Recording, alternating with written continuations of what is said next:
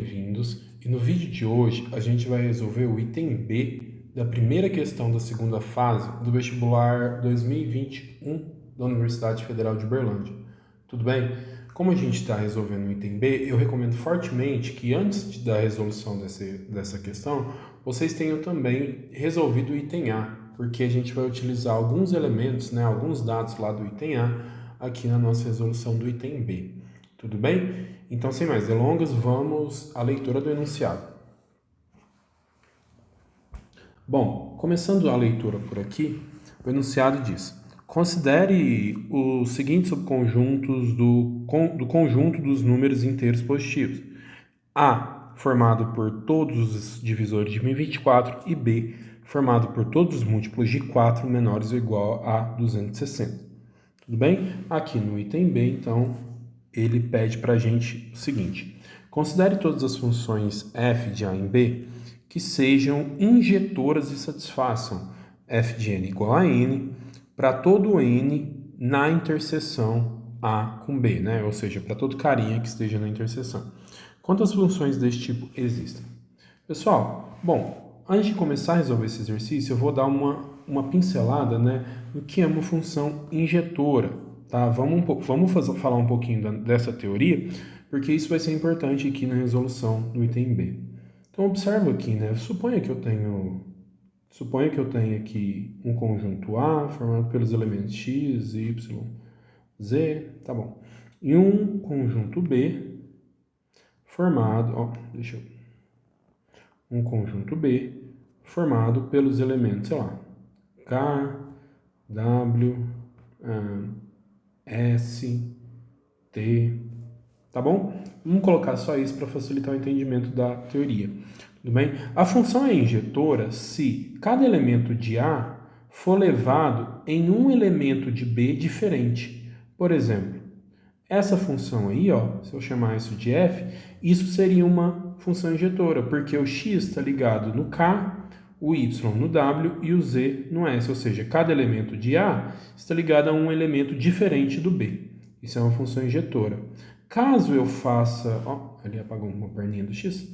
Caso eu faça isso aqui, o seguinte, por exemplo, vou levar o x no mesmo k, o y eu vou levar no w e o z eu vou levar no w também. Vou levar os dois no w. Vou chamar isso aqui de g.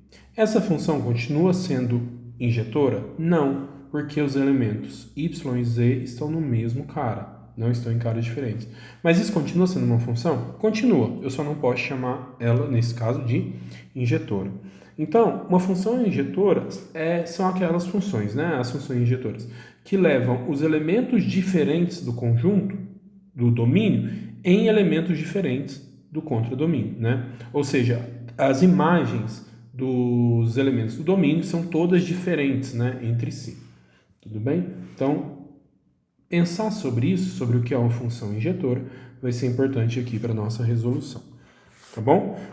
Então, eu vou escrever...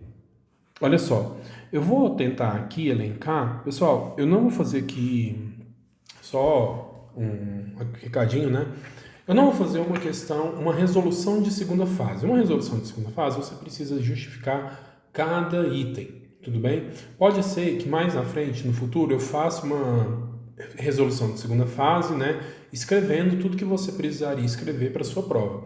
Aqui eu vou dar uma pincelada de forma geral na questão, na resolução dessa questão, tá? O que você precisaria em termos de cálculos e em termos qualitativos, tudo também. Tá bom? Então eu vou justificar o que eu estou falando somente oralmente, tudo bem? Então olha só, pessoal, deixa eu colocar aqui. Vou começar assim: escrever assim, Seja f de A em B injetora. Já estou pegando uma função injetora, certo? Observe o seguinte: vamos aqui olhar para o conjunto A. Quais são os elementos do conjunto A? São todos os divisores de 1024. Lá no item A dessa questão, a gente fala, a gente elenca esses elementos. Então, começa pelo 1, 2, 4, 8, 16, 32, 64, 128, 256 e 1024. são as potências de 2 aí, né? Então, esse aí é o conjunto A. Bem, deixa eu circular ele aqui, porque isso vai ser importante para mim. Esse aí vai ser o conjunto Azinho. Tá? Vou colocar assim, tá bom. Certo? Bom, também vou destacar dentro desse conjunto A os caras que estão na interseção, ou seja, os elementos A inter B, que eu também classifiquei, né? Eu também elenquei, listei lá na resolução do item A. E se você tiver feito o item A, você também deve ter feito isso, né? Os elementos da interseção são 4, 8, 16, 32, 64, 128 e 256. Ou seja, são os caras que são múltiplos de 4, né, para estarem no conjunto B, e divisores de 1024 para estarem no conjunto A. Ah, pessoal, aqui faltou, né, 256, faltou aqui o 512, né, e agora sim o 1024. Tudo bem? Esse aí é o conjunto A. Bom, e aí o que está de vermelho, né, que seria essa parte aqui, deixa eu circular. Isso aí seria o meu A inter B, né? Então aí a gente tem o conjunto A, que é esse conjunto aí em preto. A gente tem o conjunto B, que é o conjunto em vermelho. Ó, o conjunto A inter B, que é o conjunto em vermelho. E agora vamos fazer aqui de azul o conjunto B. O conjunto B, ele tem 65 elementos, ou seja, ele é um conjunto muito grande para descrever cada um dos elementos. Eu vou escrever o seguinte, eu sei que os caras da interseção também estão no conjunto B, né? É claro que para eles estarem na interseção, eles têm que estar em A, também tem que estar em B.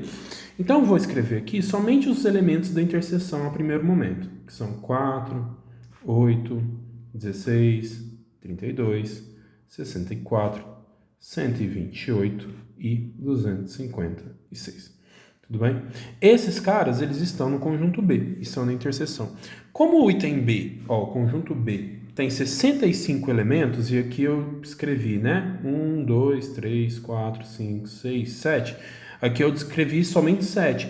Então, o conjunto B deve ter mais 58 elementos além desses, né? Então, vamos escrever aqui mais 58 elementos. Tá? Por que 58? Porque no total de elementos do conjunto B é 65. Tá bom? A gente já determinou isso lá na resolução do item A. Né? Então, isso aí, ó, isso aqui é o conjunto B. Tá bom? A função, né, o enunciado pede para que a função faça o seguinte. A função tem que ser f de n igual a n para todo n, né, n pertencente à interseção, A inter B. Tudo bem? Ou seja, a função vai pegar um nzinho e vai levar nele mesmo, né? Então, a função vai fazer exatamente isso daqui, ó. O 4 vai levar lá no 4. Por quê? Eu só estou olhando, né, para elementos da interseção, tudo bem? Que a função leva ele nele mesmo. Então, o 4 vai ser levado no 4, o 8 vai ser levado no 8, o 16 no 16, o 32 no 32, 64 no 64, 128 no 128 e o 256 no 256. A função f tem que fazer isso aí pra gente. Tá bom? Agora, pessoal, o que acontece, né? A gente não terminou de falar, né, de determinar a função f.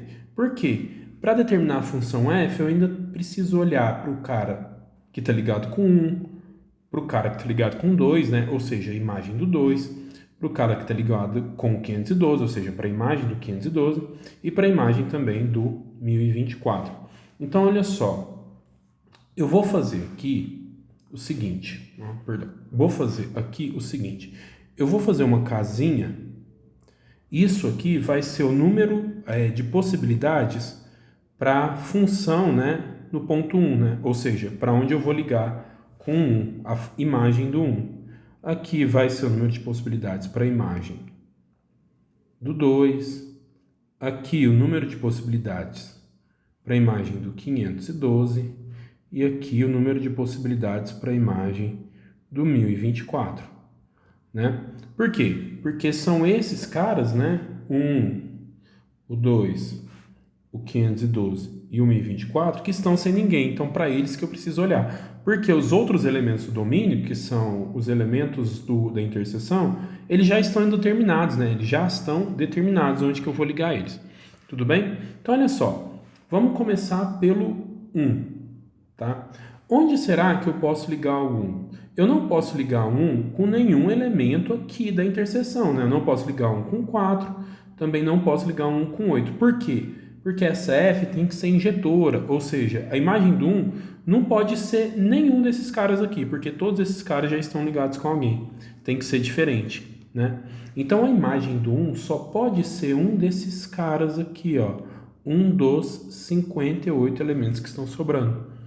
Então, quais são as possibilidades? Quantas são as possibilidades, né, para a imagem do 1, para a ligação do 1? São 58 possibilidades. Por quê? Porque são 58 elementos que estão sobrando, né, ali no meu conjunto B, tá bom? O número de possibilidades para o conjunto, para o elemento 2, né, ou para a imagem do elemento 2, é a mesma coisa, olha.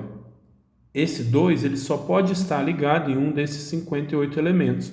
Só que detalhe, a imagem do conjunto do elemento 2, né, ou seja, o f de 2, tem que ser diferente da imagem do conjunto 1, porque essa função é injetora. Na verdade, não foi isso que a gente viu lá no começo da resolução? Que elementos diferentes vão obter imagens diferentes? Então, se eu tinha 58 possibilidades para f de 1, para f de 2 eu vou ter somente 57. Por quê? São 58 elementos restantes do conjunto B, menos, né, o elemento que está ligado com f de 1. Ó, está ligado com 1, né? Então, olha só. Para o 512, o raciocínio é bem análogo, né? Quantas possibilidades para a função, né? Para a imagem do 512? Bom, as possibilidades são 56, o raciocínio é análogo. E o 1024, o número de possibilidades é 55. Tudo bem? O raciocínio é análogo. Então, pelo princípio fundamental da contagem, né, PFC, o número de funções que existem é esse aí, 58 vezes 57 vezes 56 vezes 55. Tudo bem?